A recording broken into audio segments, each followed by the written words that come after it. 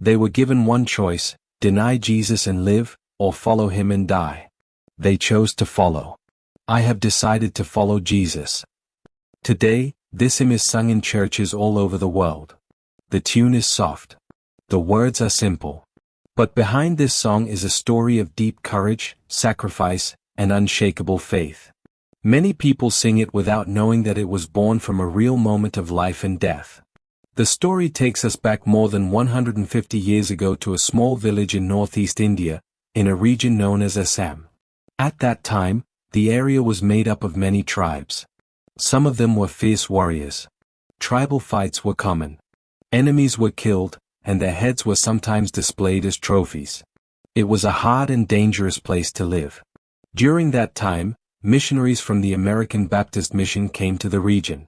They had first been part of a great revival in Wales, England, and they traveled far to share the message of Jesus, a message of love, forgiveness, peace, and hope. But the people of the village were not ready to accept strangers or their new beliefs. The missionaries faced rejection and danger. Still, one man listened. His name was Nuxon, from the Go tribe. He heard the message of Jesus and believed it. His wife believed too.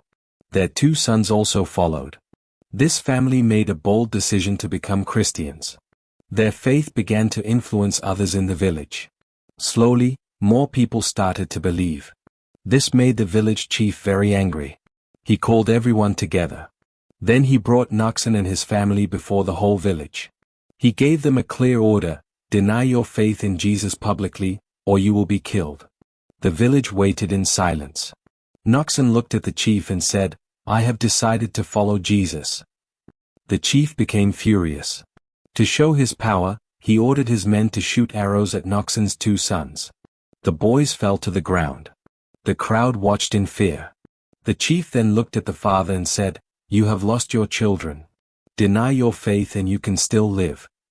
But Nuxon answered with courage, "Though no one joins me, still I will follow." The chief, even more angry, ordered that Nuxon's wife be killed. In moments, she lay beside her sons. The chief gave Nuxon one last chance. "This is your final opportunity. Deny your faith and you will live." In the middle of his pain, grief, and heartbreak, Nuxon spoke words that would never be forgotten. "The cross before me, the world behind me. No turning back." He was killed immediately.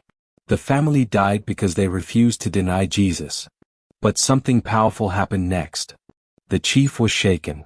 He had seen bravery before in war, but he had never seen faith like this.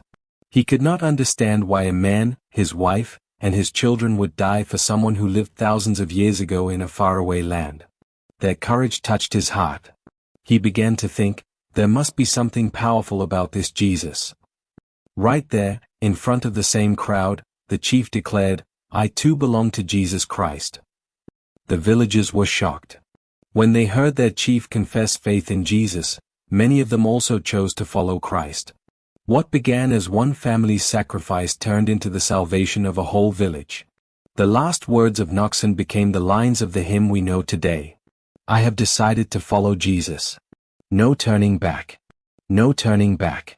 Though no one joins me, still I will follow. The cross before me, the world behind me. No turning back." The words were later shaped into a hymn, often linked to the Indian missionary Sadhu Sundar Singh. The melody carries an Indian sound, honoring the region of Assam where the story began. Over time, the song traveled beyond India. It reached America, Africa, Europe, and many other parts of the world. Today, millions sing this hymn. Children sing it in Sunday school. Churches sing it during altar calls. Believers sing it during hard times. But now you know, it is not just a song. It is a testimony. It is a declaration. It is a story written in courage and sacrifice. This hymn reminds us that faith is a decision. It is not about comfort. It is not about popularity. It is about standing firm, even when it costs you something. The family in that small village chose Jesus over fear. They chose faith over life itself. And because of that decision, their story still speaks today. Every time we sing, "No Turning Back," we are repeating the brave words of a man who meant them with his whole life. What would you choose? Would you stand firm in your faith? Would you follow even if you stood alone?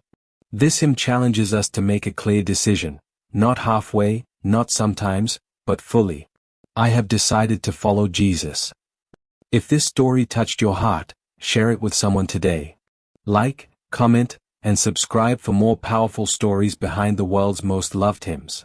Let's continue spreading faith, courage, and hope, no turning back.